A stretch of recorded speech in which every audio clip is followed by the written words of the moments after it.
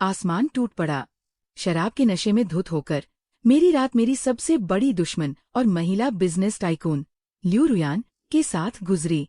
अगली सुबह जब मेरी आँख खुली तो वह मेरे पास लेटी हुई थी। उसके बाल तकिए पर बिखरे हुए थे और उसकी हंसली पर लाल निशान चमक रहे थे। मेरा दिमाग पूरी तरह सुन्न हो गया। उसने आंखें खोली, आराम से चादर लपेटी और मुस्कुराते हुए बोली, गुड मॉर्निंग मिस्टर लू। कल रात तुमने 100 बार मुझसे प्यार का इजहार किया था और मैंने उसे रिकॉर्ड कर लिया है। मैं बिल्कुल पत्थर की तरह सुन्न रह गया।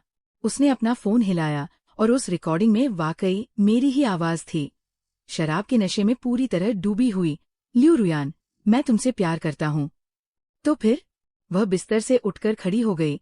उसका बाथरोब ढीला बंधा हुआ था। तुम्हें इसकी जिम्मेदारी लेनी होगी। कैसी जिम्मेदारी? शादी? या फिर मैं ये रिकॉर्डिंग बोर्ड ऑफ डायरेक्टर्स के सामने बजा दूं?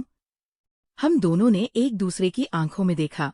मैंने उसकी आंखों में मजाक का कोई निशान तलाशने की कोशिश की, लेकिन वहां ऐसा कुछ नहीं था। वो सिर्फ अपना सिर थोड़ा झुकाकर बहुत ही मीठी मुस्कान दे रही थी, जैसे कोई शिकारी अपने आखिरकार जाल में फंसे शिकार को देख रहा हो। मैं और ल्यू रुयान हमेशा एक ही प्रोजेक्ट छीनते थे, एक ही जमीन के टुकड़े के लिए लड़ते थे और बोर्ड मीटिंग्स में मेज थप्थ पाकर एक दूसरे को कोसना हमारे लिए आम बात थी। वह इस दुनिया की वह औरत थी जिससे मैं सबसे ज्यादा नफरत करता था, जब तक कि उस जश्न की पार्टी की रात मैंने हद से ज्यादा शराब नहीं पी ली। हैंगओवर का दर्द ऐसा था जैसे कोई मेरी कंटी पर ड्रिल मशीन चला रहा हो। खिड़की के पर्दों के बीच से सूरज की रोशनी छनकर आ रही थी और मेरी पलकों को जला रही थी। मैंने करवट ली और मेरा हाथ पास रखे तकिए पर गया। एहसास कुछ अजीब था। ये मेरी चादर नहीं थी। मेरी चादर गहरे स्लेटी रंग की होती है, जबकि ये रेशमी और हाथीदांत जैसे सफेद रंग की थी, जो छूने में ठंडी लग रही थी। तकिया भी मेरा नहीं था। मेरा तकिया सख्त होता है, जबकि ये पंखों वाला किसी बादल की तरह बेहद मुलायम तकिया था। और ये मेरा घर भी नहीं था। मेरे घर की छत सफेद है, वहां कोई झूमर नहीं लटका है। मैंने झटके से आंखें खोलीं। मेरा नशा आधा उतर चुका था। मेरे सामने एक औरत का चेहरा था। सफेद तकिए पर काले बाल बिखरे थे, लंबी पलकें, सीधी नाक और साफ आकार वाले होंठ थोड़े खुले हुए थे। उसकी सांसें शांत थीं।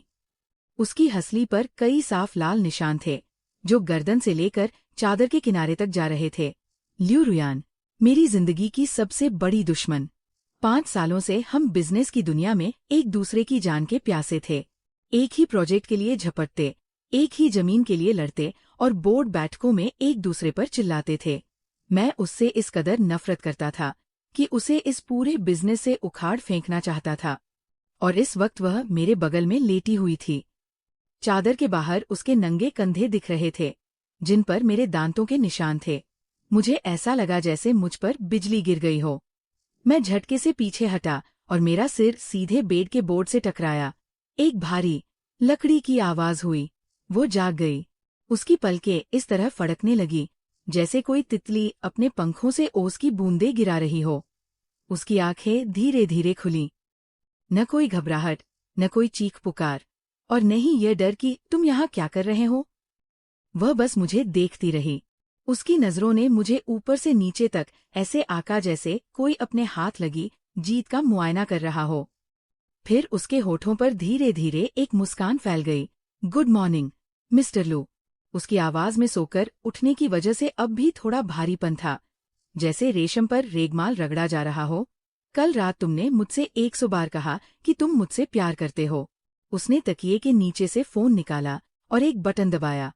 फोन के स्पीकर से मेरी आवाज गूंजने लगी, जो नशे में इतनी लड़खड़ा रही थी जैसे मुंह में कोई पत्थर घूम रहा हो। ल्यू रुयान, मैं तुमसे प्यार करता हूँ। ल्यू रुयान, क्या तुम जानती हो कि ये सिरफिरा बंदा पिछले 5 सालों से तुमसे प्यार करता है? बस बहुत हुआ। मैं फोन छीनने के लिए उस पर झपटा। उसने अपनी कलाई को किसी फुर्तीली बिल्ली की तरह बड़ी नजाकत से घुमाया और फोन को चादर के अंदर छिपा लिया। तुम इसे छीन पाओगे या नहीं, ये इस बात पर निर्भर करता है कि मैं तुम्हें छीनने देती हूँ या नहीं। ल्यू रुयान, तुमने मेरे साथ क्या किया? तुमने बहुत ज्यादा पी ली थी। पूरी रात मेरा हाथ पकड़कर उल्टी सीधी बातें करते रहे और मुझ पर उल्टी भी कर दी। मैंने तुम्हारे कपड़े बदले, तुम्हारा चेहरा साफ किया और फिर तुमने उसने अपना सिर थोड़ा हिलाया। जो करना चाहिए था और जो नहीं करना चाहिए था, सब कर डाला। क्या तुम विवरण सुनना नहीं चाहोगे? मेरा दिमाग पूरी तरह सुन्न हो चुका था। कल रात की जश्न वाली पार्टी में मैं सचमुच सब कुछ भूल गया था। कुछ बिजनेस पार्टनर्स ने मुझे जबरदस्ती 2 पूरी बोतलें विस्की पिला दी थी। वो शराब अंबर रंग की थी और गले से उतरते ही गले को चाकू की तरह काट रही थी। उसके बाद की सारी यादें चकनाचूर हो चुकी थी। लेकिन उसने कहा कि मैं उससे प्यार करता हूँ। ये असंभव है। जिस औरत से मैं सबसे ज्यादा नफरत करता हूँ, वो वही है। तुम झूठ बोल रही हो। ऑडियो रिकॉर्डिंग सच है और मैंने कल रात एक वीडियो भी बनाया था। क्या तुम देखना चाहते हो? उसने अपना हाथ आगे बढ़ाया और कंबल उसके कंधे से थोड़ा नीचे खिसक गया, जिससे उसकी काफी त्वचा दिख गई। सुबह की धूप में वह त्वचा चीनी मिट्टी की तरह सफेद दिख रही थी। मैंने तुरंत अपनी नजरें फेर ली। पहले अपने कपड़े ठीक से पहनो। क्यों? कल रात तो तुम इतने शर्मीले नहीं थे। ल्यू रुयान, तुम आखिर चाहती क्या हो? मैं क्या चाहती हूँ? उसने कंबल हटाया और उठ खड़ी हुई।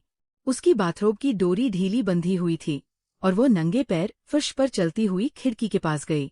सुबह की धूप उसके पीछे से आ रही थी, जिससे उसके शरीर का बाहरी हिस्सा सोने की तरह चमक रहा था और वो पूरी तरह से एक चमकती हुई तलवार जैसी लग रही थी।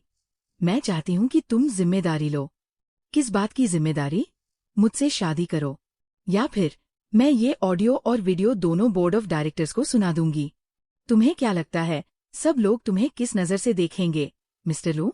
शराब के नशे में विरोधी कंपनी की महिला सीईओ को जबरदस्ती किस करना, और वह भी सबूत के साथ। वह मुड़ी और खिड़की के सहारे टिक गई। खिड़की के बाहर शहर जाग रहा था और गाड़ियों का शोर दूर किसी नदी की तरह सुनाई दे रहा था। तुम किसे चुनते हो? मुझसे शादी करो या फिर पूरी तरह बदनाम होना?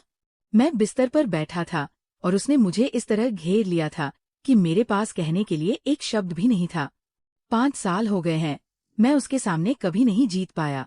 बिजनेस के मैदान में हारा, पीने की मेज पर हारा, और यहाँ तक कि इस तरह के मामले में भी हार गया। वह बेबसी की भावना किसी लहर की तरह ऊपर उठी और मुझे पूरी तरह डुबो गई। तुमने ये सब पहले से तय कर रखा था? बिल्कुल नहीं। वो बहुत मासूमियत से हंसी।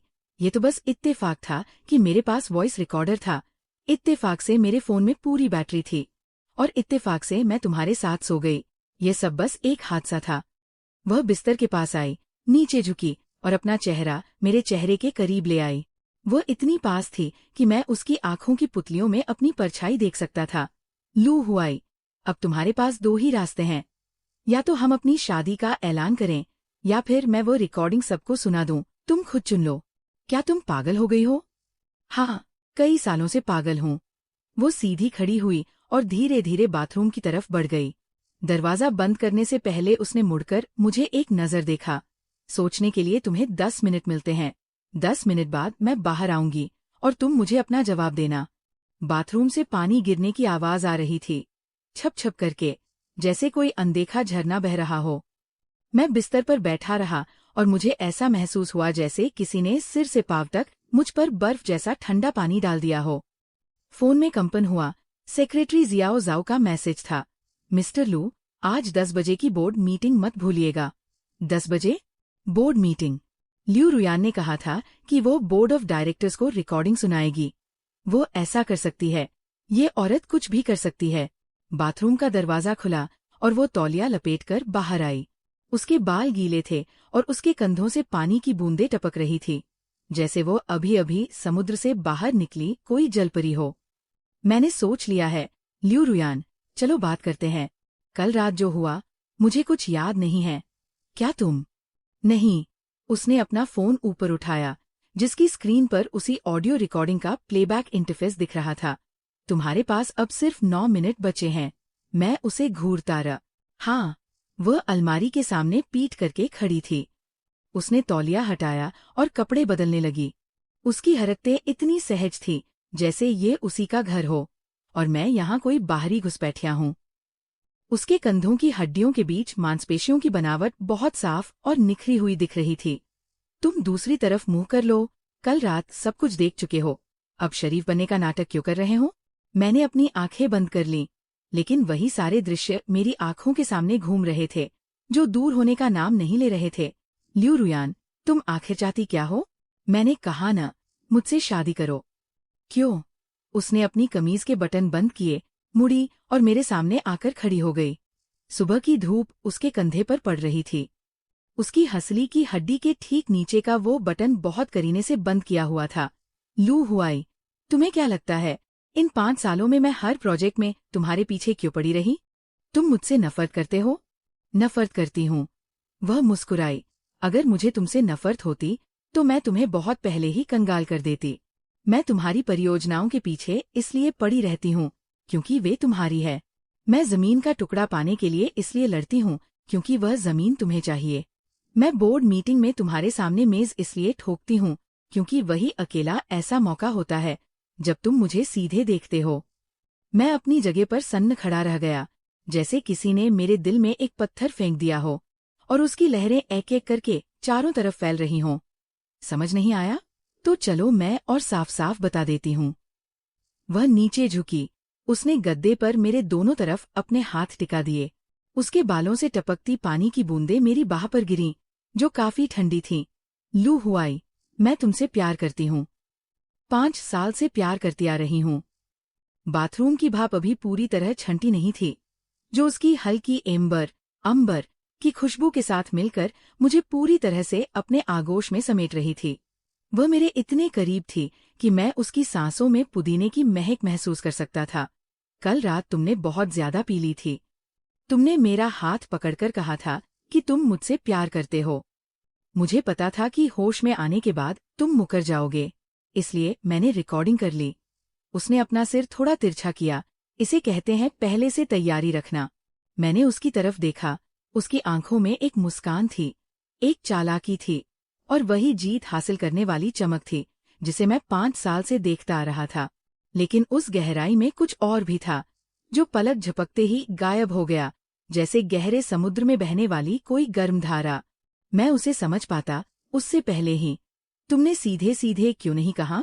अगर मैं कहती तो क्या तुम यकीन करते? तुम्हें बस यही लगता कि मैं तुम्हारे साथ कोई चाल चल रही हूँ। वो बिल्कुल सही कह रही थी। अगर उसने कल मुझसे कहा होता कि मैं तुम्हें पसंद करती हूँ, तो मुझे यही लगता कि ये किसी व्यापारिक जंग की नई शुरुआत है।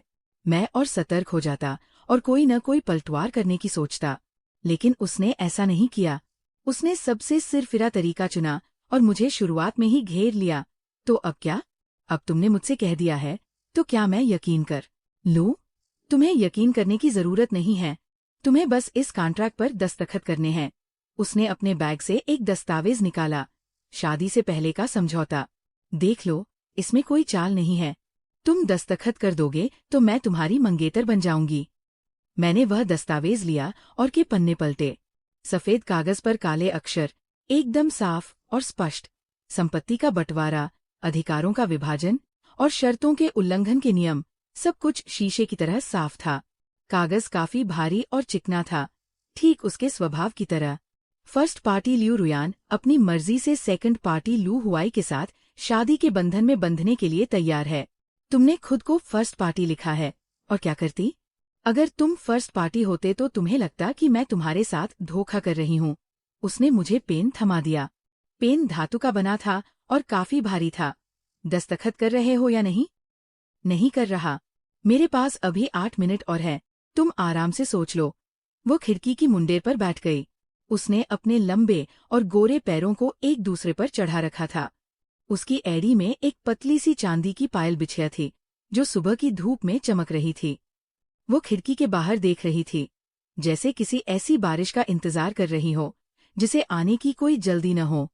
मैंने उस समझौते को अपनी मुट्ठी में भींच लिया। मेरी उंगलियों के जोड़ सफेद पड़ गए। 7 मिनट बाद मैंने बोलना शुरू किया। ल्यू रुयान, कल रात क्या तुम्हारा पहला मौका था? वह घूमी। उसकी नजरें कुछ देर मेरे चेहरे पर टिकी रहीं। क्या ये जरूरी है? जरूरी है। वह कुछ सेकंड के लिए शांत रही। वो खामोशी हमारे बीच एक दीवार की तरह खड़ी हो गई। फिर उसने कहा, हाँ। मैंने एक गहरी सांस ली। सीने में उस जगह पर कुछ ढीला पड़ा, धीरे धीरे, जैसे बर्फ की परत पर पहली दरार पड़ती है। ठीक है, मैं दस्तखत करता हूँ। मैंने पेन उठाया और कॉन्ट्रैक्ट के आखिर में अपना नाम लिख दिया। कागज पर फाउंटेन पेन की निब के रगड़ने की आवाज बहुत हल्की थी, लेकिन ऐसा लगा जैसे उसने मेरी जिंदगी पर एक गहरा निशान छोड़ दिया हो। वह पास आई, उसने नीचे झुककर एक नजर देखा और फिर मुस्कुराई।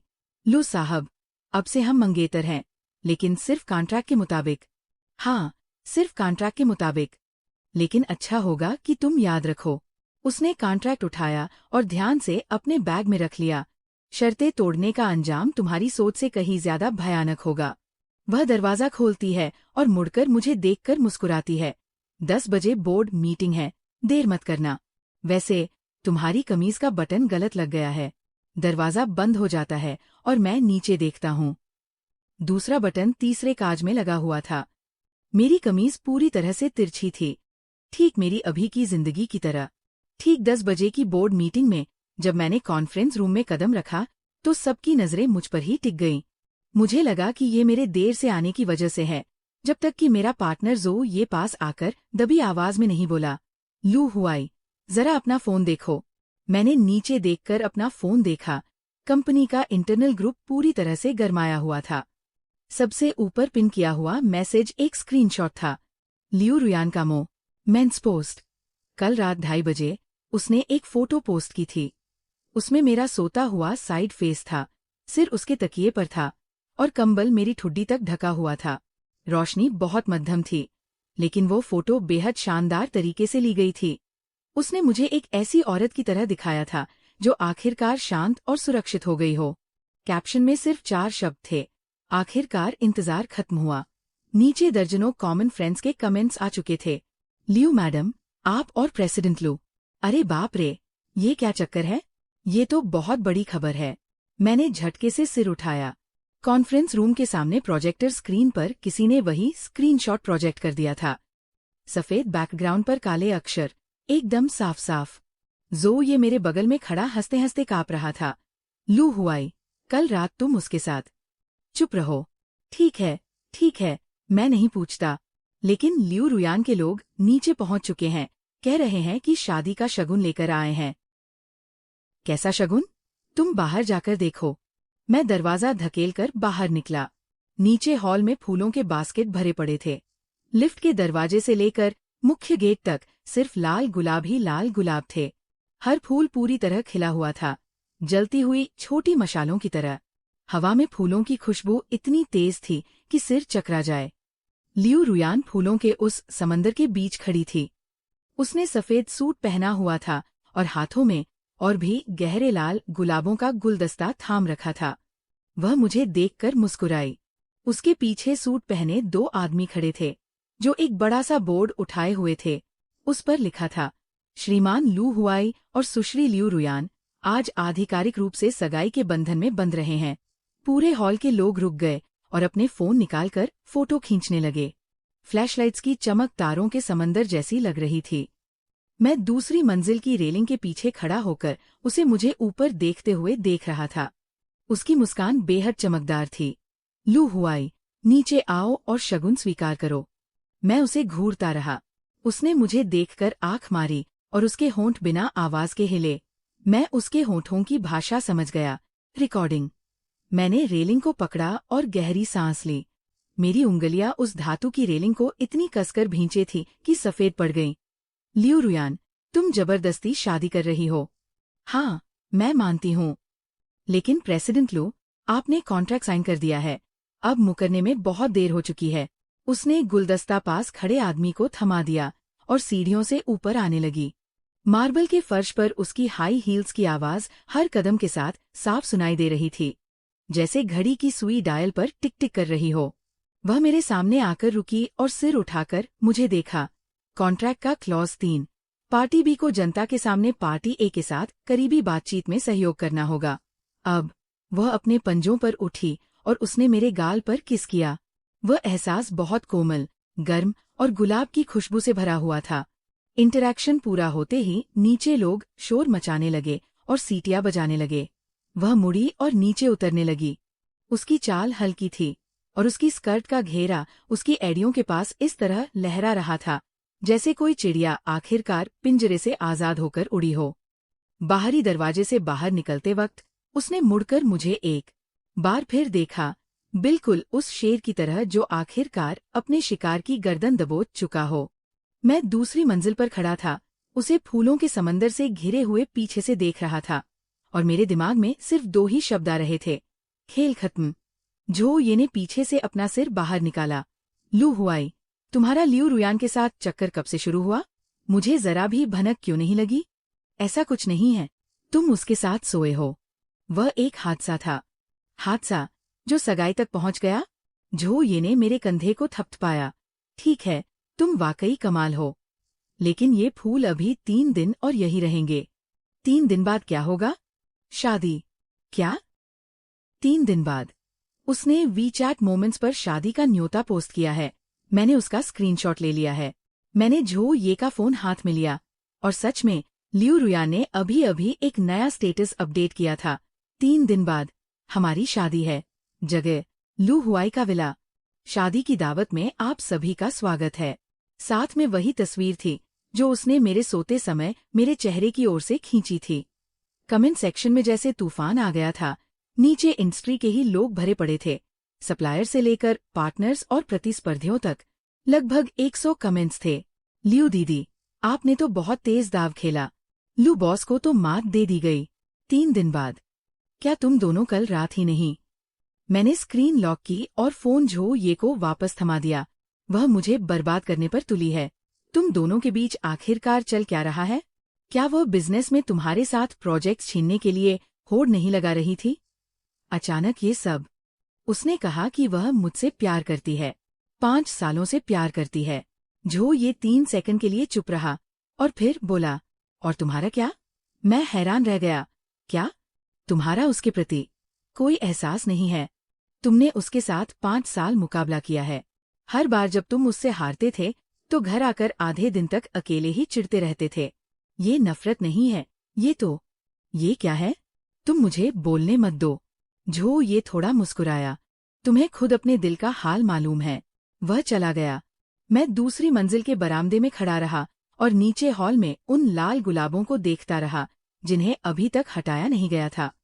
फूलों के बीच एक कार्ड रखा था जिस पर उसकी लिखावट थी, बिल्कुल सख्त, उसके स्वभाव की तरह। लू हुआई, तुम भाग नहीं सकते। मैंने उस कार्ड को कसकर पकड़ लिया। मेरी उंगलियां उसके लिखे शब्दों को सहलाने लगीं। 5 साल हो गए। मैंने कभी नहीं सोचा था कि ऐसा होगा। लेकिन जब वह मेरे बगल में लेटी हुई सोकर उठी तो मेरी पहली प्रतिक्रिया उसे दूर धकेलने की नहीं थी, बल्कि मैंने अपनी आंखें मूंद लीं।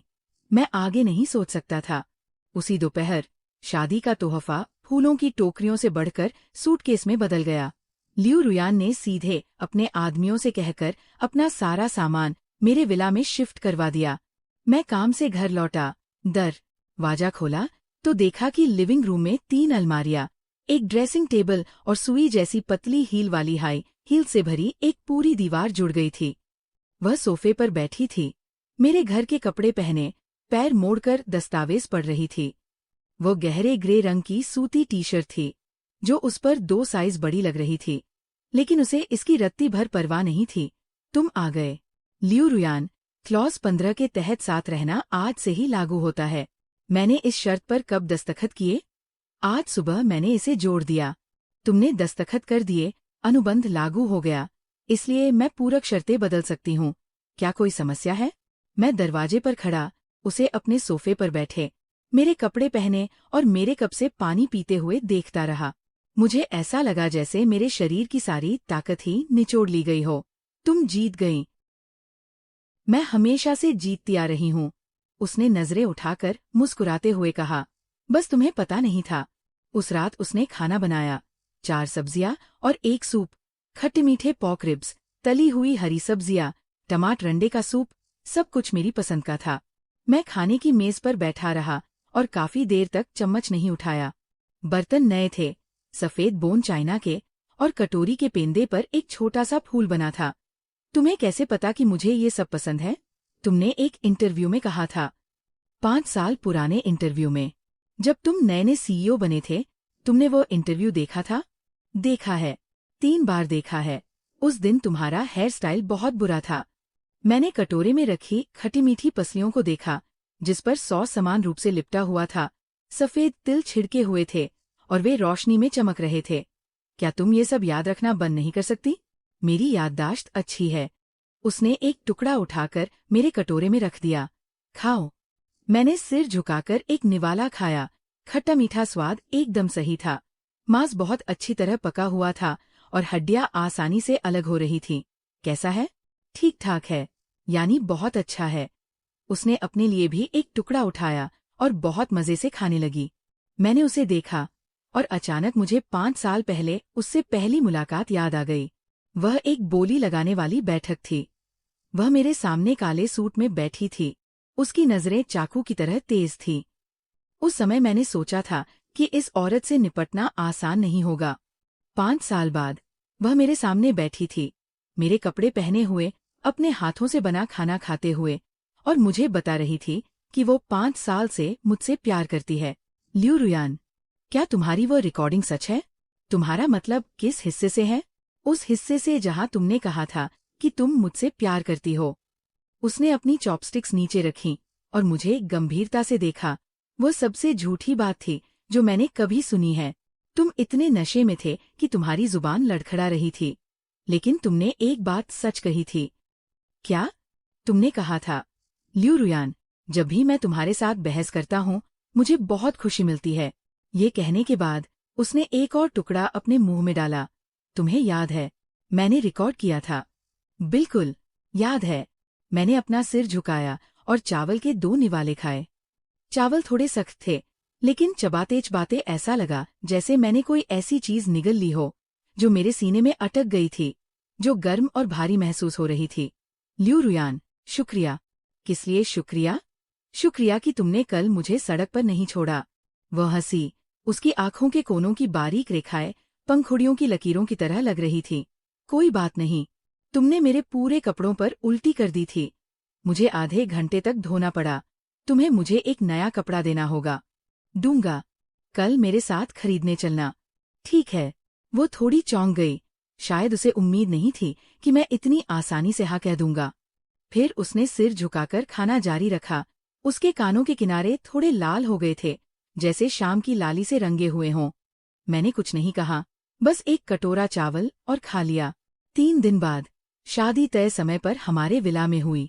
ल्यू रुयान ने व्यापार जगत से लेकर मीडिया और दोस्तों तक लगभग 200 लोगों को बुलाया था। जो भी आ सकते थे वे सब आए।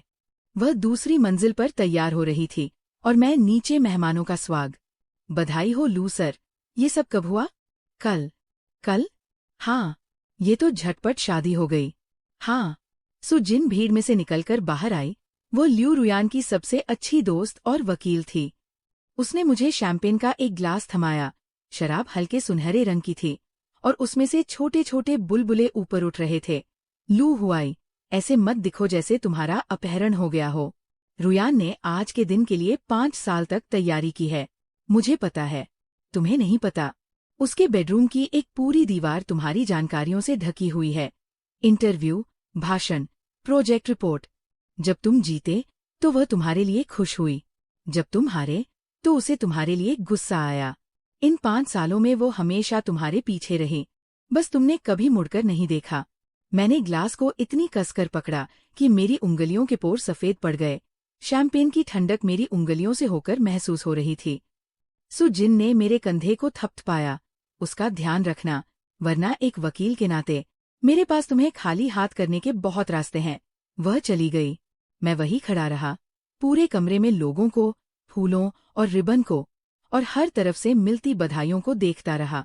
दूसरी मंजिल की सीढ़ियों से कदमों की आवाज आई। ल्यू रुयान नीचे आ रही थी। सफेद शादी का जोड़ा, उसका लंबा घेरा एक बहती नदी जैसा लग रहा था। बाल बंधे हुए थे, जिन पर कुछ छोटे सफेद गुलाब लगे थे। वह सीढ़ियों की रेलिंग पकड़े हुए धीरे धीरे चल रही थी।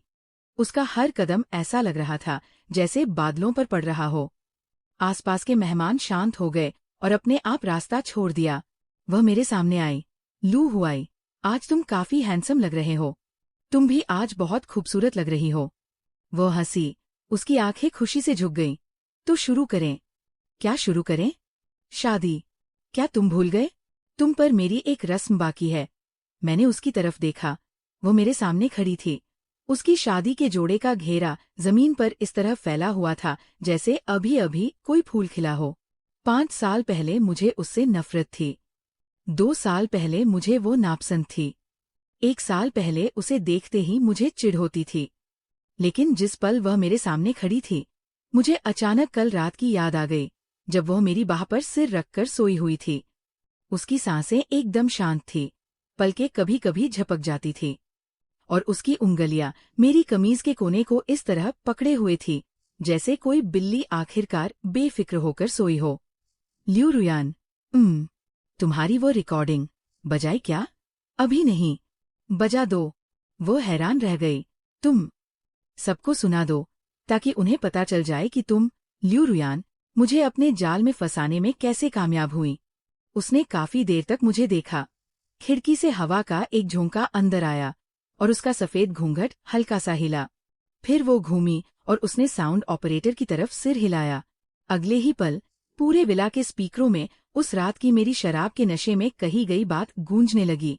ल्यू रुयान, मुझे लगता है मैं तुम्हें थोड़ा थोड़ा पसंद करने लगा हूँ।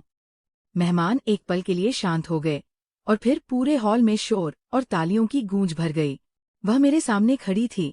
सफेद घूंघट ने उसके आधे चेहरे को ढक रखा था, लेकिन उसकी आंखें इस तरह चमक रही थी जैसे उनमें कोई आग जल रही हो। लू हुआई, तुम्हारा क्या मतलब है? मतलब ये, मैंने हाथ बढ़ाकर उसके सफेद घूंघट को ठीक से नीचे कर दिया ताकि उसके लाल होते हुए कानों के ऊपरी हिस्से ढक जाएं। तुम जीत गई। क्या? मैंने हार मान ली। इन 5 सालों के हिसाब में तुम जीत गई। उसने मुझे देखा और अचानक इस तरह हंसी कि उसके कंधे कांपने लगे। तुमने इस तरह की बातें करना कब सीखा? अभी, बस अभी अभी सीखा। उसने हाथ बढ़ाकर धीरे से मेरी उंगलियों को थाम लिया। तो आगे से, क्या तुम मुझसे प्रोजेक्ट्स के लिए छींचपट करोगे? करूंगा। छीनने के बाद घर आकर तुम्हें बताऊंगा। वो हंस पड़ी। ऊपर से रंग बिरंगी पट्टियां गिर रही थी, जो उसकी सफेद शादी की पोशाक पर इस तरह जम रही थीं जैसे 5 साल बाद आई हुई कोई बर्फ हो। उसने कुछ नहीं कहा, बस अपने पंजों पर उठी और सभी की नजरों के सामने मुझे चूम लिया। उस रात जब सारे मेहमान चले गए, ल्यू रुयान ने अपनी शादी की पोशाक बदल ली और मेरी पुरानी टी शर्ट पहनकर सोफे पर बैठकर लिफाफों के पैसे गिनने लगी। लिविंग रूम की लाइट को बदलकर हल्का पीला कर दिया गया था, जिसकी रोशनी और छाया उसके कंधों पर इस तरह पड़ रही थी जैसे शहद की एक पतली सी परत हो। तुमने कितने गिने? इतने हैं कि तुम्हें एक नया प्रोजेक्ट दिलवाया जा सके। तुम पैसे मत लगाओ।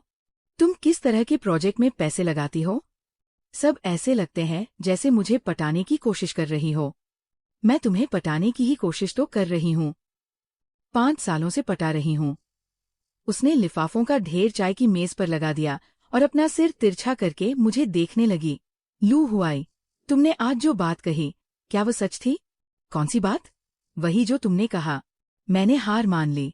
सच में? तो क्या तुम आगे से मुझे डांटोगे? डांटूंगा, तो मैं भी तुम्हें डांटूंगी।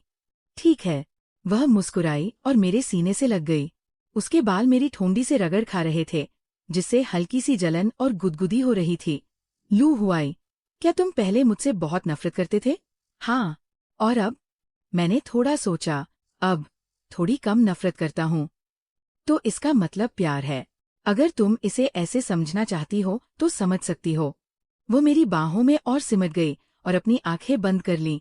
लू हुआई, असल में उस रात जब तुम नशे में थे तो तुमने मैं तुमसे प्यार करता हूँ नहीं कहा था। मैंने कहा था। ल्यू रुयान, तुम हमेशा मेरे साथ प्रोजेक्ट छीनना बंद करो।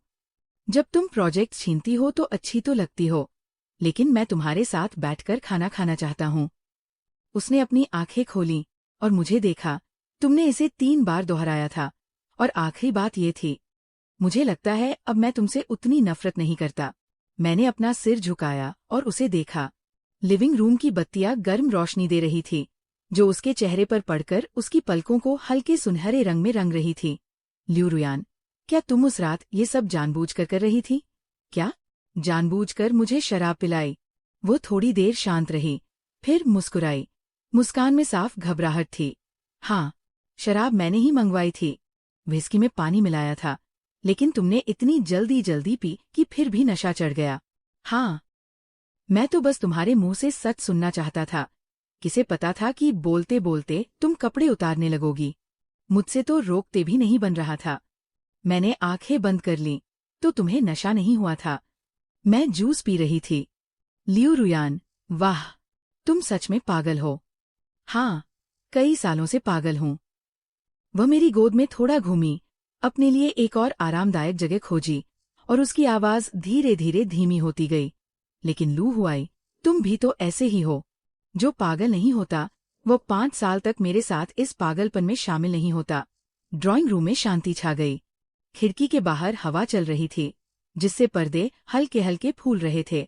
उसकी सांसें धीरे धीरे स्थिर हो गई, और उसकी उंगलियां अब भी मेरी कमीज का कोना पकड़े हुए थी। मैंने सिर झुकाया और हल्के से उसके बालों के ऊपरी हिस्से को चूमा। उसके बालों से शैम्पू की हल्की खुशबू आ रही थी, बिल्कुल वैसी ही जैसी सुबह उठने पर आती है। पर्दों की दरार से चांदनी छनकर आ रही थी, और फर्श पर इस तरह बिखरी थी जैसे शांत पानी बिखरा हो।